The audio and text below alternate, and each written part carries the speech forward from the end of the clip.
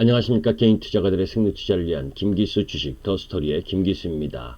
오늘은 이 차세대 에너지원이라고 하는 부분들 그 속에서 왜 전력산업이 바뀔 수밖에 없느냐 하는 내용들, 그 전력산업이 바뀌면 어떠한 부분에 대한 이해를 갖고 있어야 되느냐 하는 부분들 속에서 이 리뉴어블 에너지 백, 알리백과 그리고 또 탄소 국경세 그리고 재생에너지 투자, 이러한 부분들이 더 이상 선택사항이 아니고 그죠?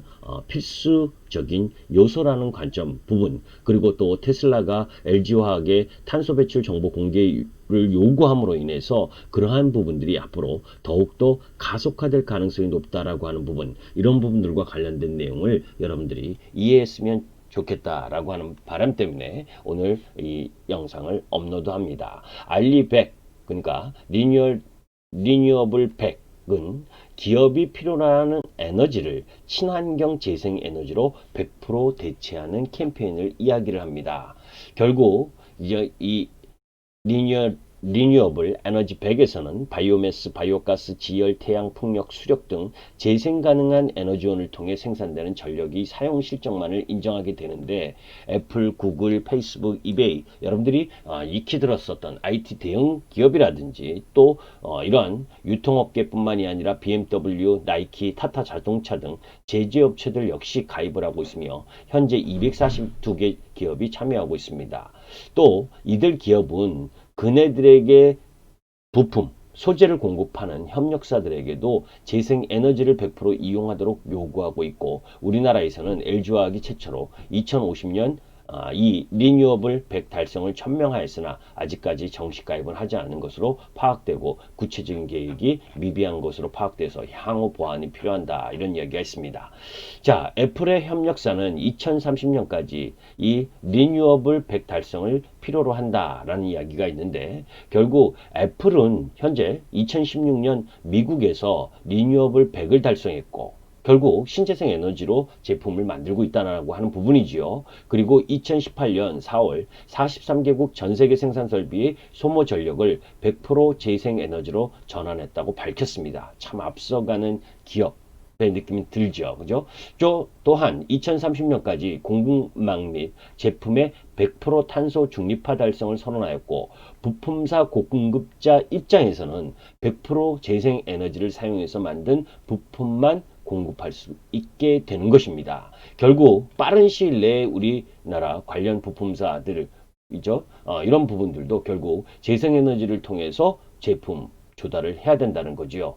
자, 그런 부분들에 대한 이야기 부분들을 여러분들이 이해할 필요가 있고, 또 2019년 말 EU 집행위원회는 2050년까지 탄소 배출 제로 달성 목표를 담은 유로피안 그린딜을 발표했습니다. 탄소 국경세, CBT, 카본 바더 텍스 이 부과하겠다는 얘기인데, 이 이야기는 뭐냐면 그네들이 그죠? 탄소 배출 제로 달성 목표를 위해서 신재생에너지를 통한 제품을 생산하게 되는데, 개독이라든지 다른 여타 국가들에서 신재생에너지를 사용하지 않고 제품을 EU로 수출하는 경우엔 관세를 부과하겠다는 이야기죠. 탄소 국경세라고 하는 부분. 결국 이런 환경 규제로 EU 기업들이 비용이 상승하고 경쟁력이 낮아지는 부분을 결국 세금으로 다른 여타 국가들에게 제재할 부분이다. 그러니까 결국은 다른 여타 국가들도 관세에 상응하는 탄소 국경세를 내든지 아니면 신재생 에너지를 이용해서 제품을 만들려고 하는 그런 부분이죠. 탄소 국경세 부과 움직임은 적어도 유럽과의 교역에 있어 무역 장벽과 같은 역할을 할 가능성이 높아 탄소 배출량 감소가 기업의 경쟁력 및 실적과 직결될 가능성이 높은 것은 아주 당연한 부분입니다. 자, 애플의 제품을 공급하는 기업 중 SK 하이닉스 이외에도 재생에너지를 사용을 확대하는 기업은 더욱 증가할 것으로 전망되는데, 그 속에서 테슬라가 LG화학에게 탄소 배출 정보를 공개하도록 요구한 것 역시 결국 이 리뉴어블 100 유럽의 탄소 배출 축소 움직임 등에 따른 것으로 볼 수 있겠죠. 결국 이후 시간이 지나면 지날수록 이렇게 신재생 에너지를 사용하지 않는 제품과 부품, 이런 부분들이 설 자리가 없게 되고 결국 그렇게 만들지 못했을 경우에는 관세, 탄소 국경세를 부과받을 가능성이 높다라고 하는 부분들을 선제적으로 이 글로벌 대형 기업들이 지금 이 RE100 부분, 리뉴어블 에너지 100이라는 이 부분을 지금 강조하고 있는 중이다. 결국 그러한 부분들이 우리나라 전력 산업의 변화를 갖고 올 수밖에 없고, 그죠? 지금 우리나라 재생에너지 전력 생산 비중은 2018년 기준 5%에 불과합니다. 2018년 기준 재생에너지 전력 생산 비중은 EU가 33.4%, 중국이 26%, 일본이 21%, 미국이 17.2%, 우리나라 거의 뭐 이 5%면 정말 저 하이 수준이잖아요. 그죠? EU라든지 중국, 미국 이런 나라들, 글로벌 선진국들이 이러한 방향으로 가게 되면 결국 우리나라도 쫓아갈 수밖에 없다라고 하는 부분이죠. 여러분들 교토이정서라는 이야기 많이 들었을 겁니다. 그래서 트럼프가 교토이정서 탈피하고 뭐 하는 이야기를 통해서 들으셨을 텐데, 선진국 중심의 교통이정서와 달리 이번에 이 파리 협정은 선진국과 개도국 구분 없이 모든 국가의 온실가스 감축 의무를 부과한다는 점에서 공간적으로도 확대된 부분이죠. 자, 그런 국내 기업들의 이 리뉴어블 에너지 백 참여 확대로 재생에너지 수요는 더욱 확대될 수밖에 없을 전망이고, 국내에서 충분한 재생에너지를 확보하기 어려울 경우에는 재생에너지 확보가 용이한 것으로 사업장을 이전할 수밖에 없기 때문에 국가 차원의 대응은 더욱 가속화될 전망이겠죠. 그죠? 수소경제 추진과 관련해서도 국내 재생에너지 투자 확대는 필요할 수밖에 없고, 지금 우리나라의 수소는 대부분은 화석 에너지를 통해 얻어지는 회색 수소입니다. 결국 재생에너지 생산된 전력을 활용한 녹색 수소를 확보하는 것이 관건이고, 해외에서 생산된 녹색 수소와 국내 수전의 수소 비중을 50%까지 확대하는 계획도 정부가 2030년까지 추출 수소 비중을 50% 이하로 낮추고 지금 이 녹색 수소와 수전의 수소 비중을 확대하려고 하는 움직임도 그와 발맞춰 움직이는 부분이다라고 보시면 되겠어요. 이렇게 국가별 에너지 계획이라든지 또 신재생에너지 발전 비중, 뭐 여러분들이 도표를 보시면 아시겠지만 결국 이 그런 가운데에서 신재생 에너지에 대한 비중을 높여가겠다는 거고, 그리고 리뉴어블 에너지 백 이행을 위한 기업들의 재생에너지 전력 수급 방법을 통해서도 계속해서 결국 전력산업의 변화가 불가피하다는 부분을 이해하셔야 합니다.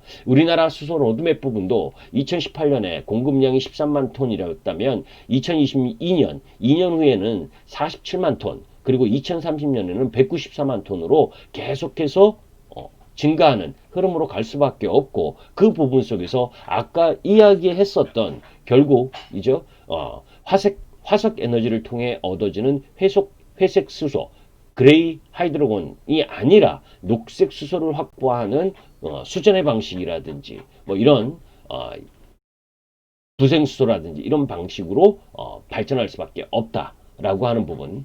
자, 이 리뉴어블 에너지 100을 대비한 국내 전력 산업의 변화는 이미 시작됐고 시작한 부분이 진행되면 결국 가속화될 수밖에 없다라는 겁니다. 국내 전력 산업의 가장 문제는 최근 재생에너지 설비를 자체 건설하는 방안 외에는 재생에너지 사용을 인정받을 수 있는 수단이 마땅치 않기 때문에 결국 이 이야기는 뭐예요, 여러분들? 신재생에너지의 산업이 성장할 수밖에 없는 요건, 그런 흐름으로 갈 수밖에 없다라고 하는 부분이고, 그러한 부분들 속에서 여러분들이 계속적으로 관심을 가져야 된다라고 하는 부분입니다.